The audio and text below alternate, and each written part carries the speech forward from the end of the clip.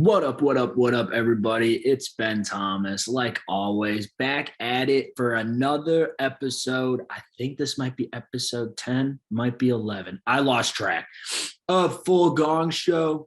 And, I didn't do one on Sunday. I apologize. I'm sorry. I get busy. School's winding down. I graduate in about 2 weeks, 3 weeks here. So it's getting crazy, man. I literally fly to a job tomorrow. So it's going to be crazy. But obviously, NHL season's not over. So we got a lot to talk about here. So we're going to do the same format as we did last time.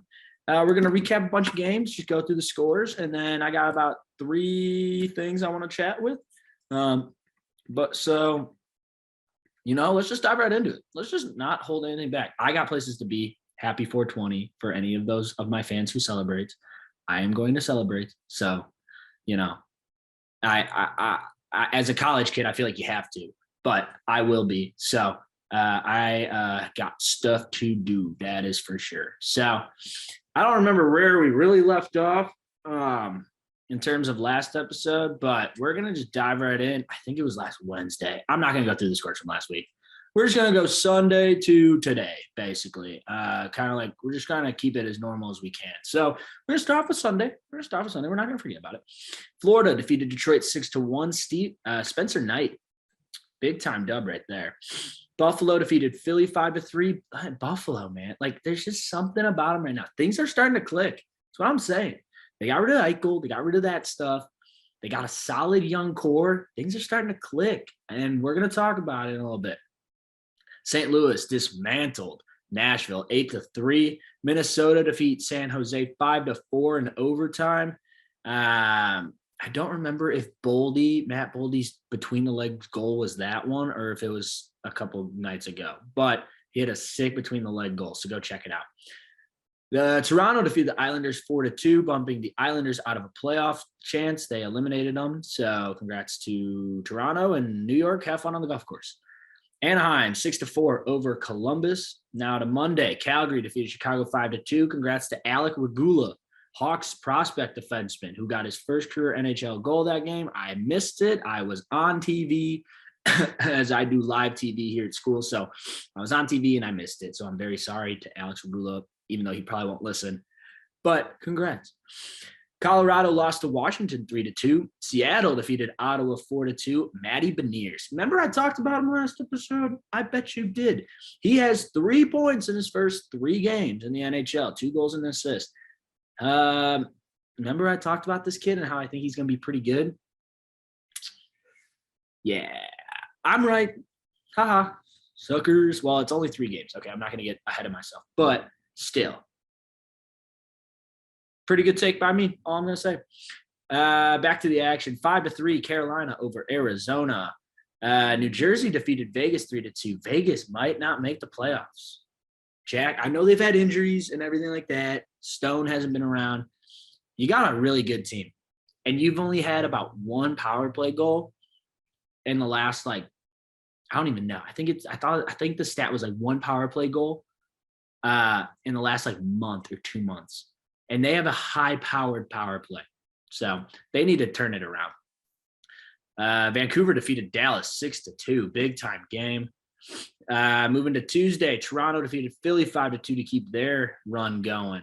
Minnesota shut out Montreal 2-0. And to our surprise, it was not Fleury. It was actually Cam Talbot.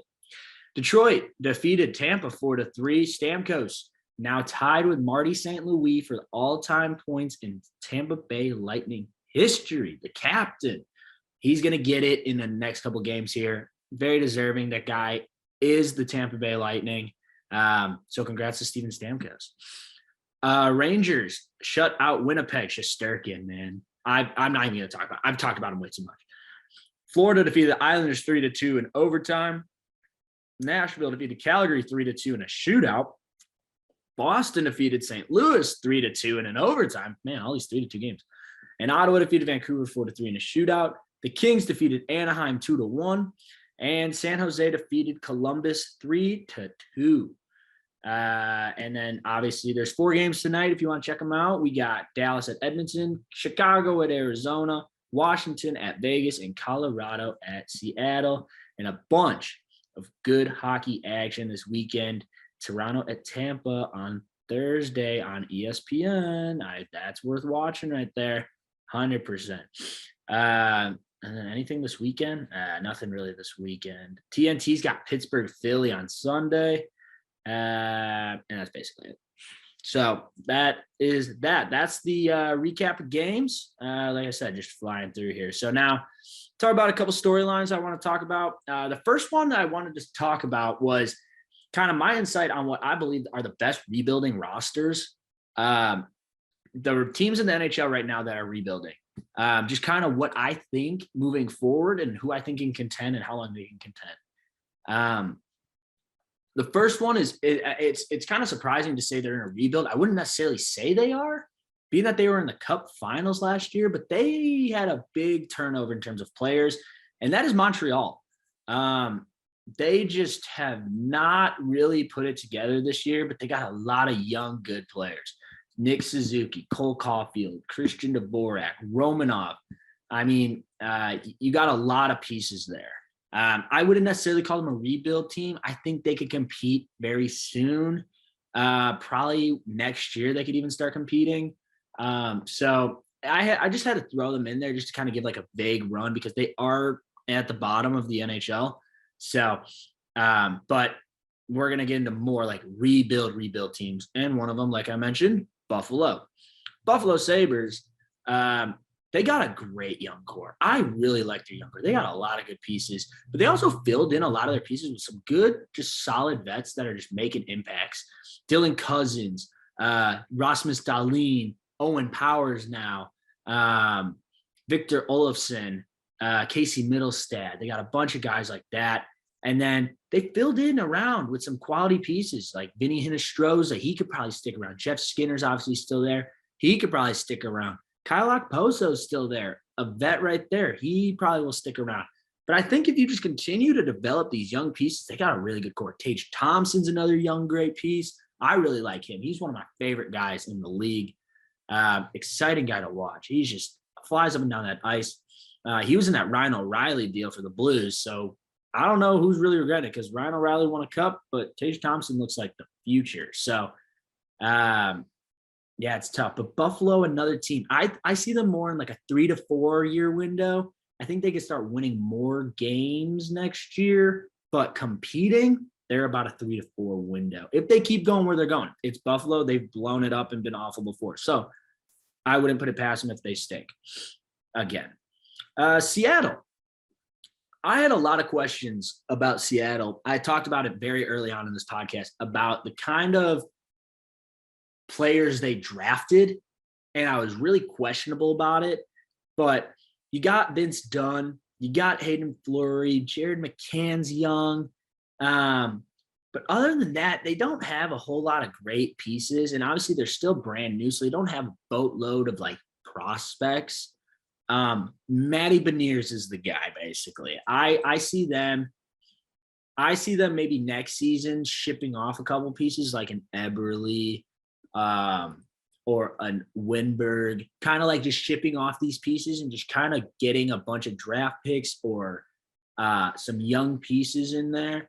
I really don't see them contending for maybe about 5-6 years. I know they have Grubauer.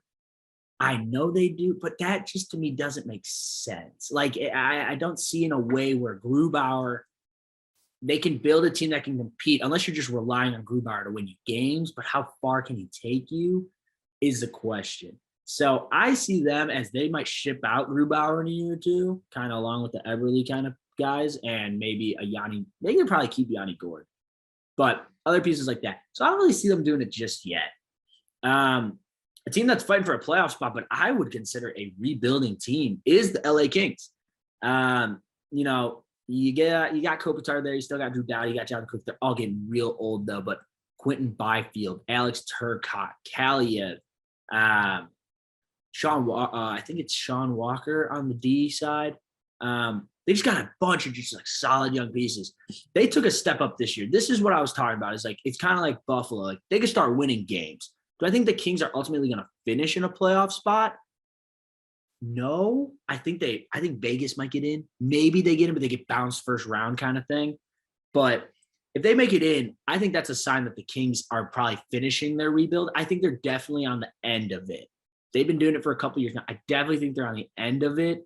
And once Byfield gets in there, Turcotte gets in there, Kallio gets in there, Brant Clark gets in there, like a bunch of these guys will get in there. They're going to turn around. Goaltending will be the issue. Who do you replace Jonathan Quick with? That's my question. I think they need a young kid in there and get him in there soon. They had Cal Peterson for a little bit. I'm not big on it. Interesting, though. Very interesting team because, like I said, they're hovering around that playoff bubble right now.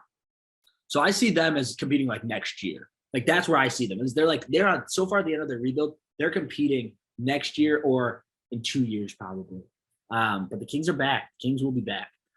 My team and the second last team we'll talk about, the Chicago Blackhawks. Now, Fleury's gone. They got Lankinen and Delia. Is Lankinen and Delia the future? I'm not going to say yeah. I love Lankinen, but this year's been tough to watch. You got Taves, you got Kane. Those are the guys you need to just run with. But if you're the Hawks, you got you got a ton of great prospects. You got DeBrincat's a superstar. You got Kirby Dach, who, yeah, he hasn't really been a third overall pick, but he's like 21 years old. You're really going to expect that much out of him this early on? No, give him some time. Takes a little bit. Strome is a nice young piece. And then you got guys on the point, Bodan, Ian Mitchell, Kalina. Like the Hawks, if the Hawks kept Murphy, Seth Jones, and Jake McCabe and got rid of Gustafson, Caleb Jones, all these guys, you will have about 4 or 5 guys, probably about 25 or younger that can jump in. Vlasic, those guys are already named. A bunch of just pieces that need to start playing. They need to start getting in there. The Hawks see my thing is like I see the Hawks competing in about 3 years, 2-3 years. I think next year you're going to see those guys, those young pieces that are already up there, take that next step, and you're going to see those young guys jump in, and then everybody takes those next steps. I can see them competing about 2 years if they get a goalie. And the other big thing will be a head coach that sets up a defensive system for this team. They are just atrocious on defense. But if they can lock down defensively, they have the offense to score. Kane, Strome, and DeBrincat light it up. You got Taves who can put the puck in the net. Kubel can put the puck in the net. Kirby Dach can put the puck in the net. There's a bunch of these guys that can put the puck in the net, but they aren't good enough defensively to either hold that lead, contain another team, or use that defense to transition and then fly on offense. So it's tough to watch right now, but I give them about 2-3 years just because of that star power of Kane and Taves. Now they have to keep them. You have to keep DeBrincat, but it's not impossible to do that. So final team I want to talk about here is the Arizona Coyotes.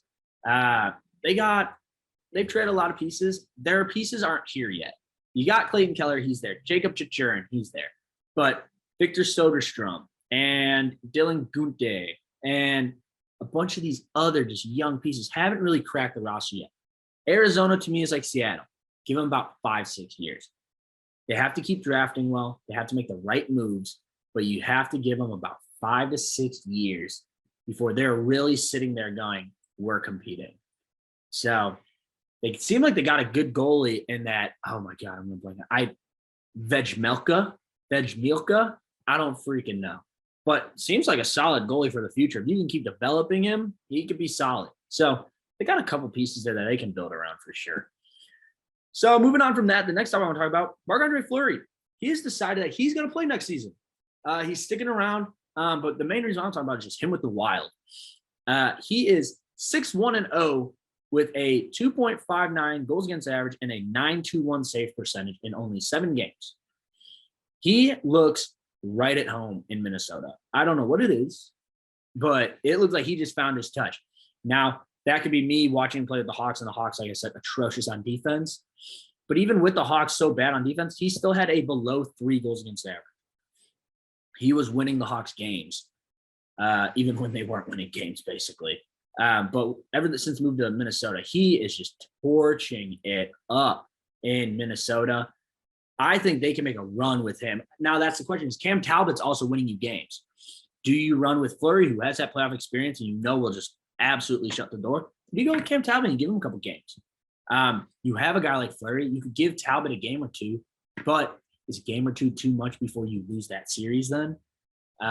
That's the question. So I would say go with Fleury from the jump. Fleury has an off night, you throw in Cam Talbot.